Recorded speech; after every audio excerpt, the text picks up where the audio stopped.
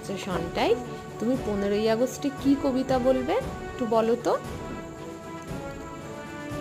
রবীন্দ্রনাথ ঠাকুরের নৈবেদ্য। চিত্ত যেথা ভয় শূন্য, উচ্চ যেথা ক্ষীর, জ্ঞান যেথা মুক্ত, সেটা গৃহের প্রাচীর।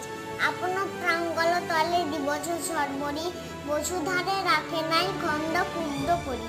সেটা বাক্য হৃদয়ের উৎসুক হতে, সেটা উচ্ছ্বসিয়া ওঠে, সেটা নির্বাণিত সোতে। দেশে দেশে দিশে দিশে কর্মধারা ধায়, অজস্র সহজ ছবি চরিতার্থতায়। সেটা তুচ্ছ হৃদয়ের মধুবালু রাখি, বিচারের ছোটপথ ফেলে নাই গ্রাছি। পৌরুষেরে করেনি শতধন, নিত্য যেটা স্বর্গ পর্ব চিন্তা আনন্দের নেই।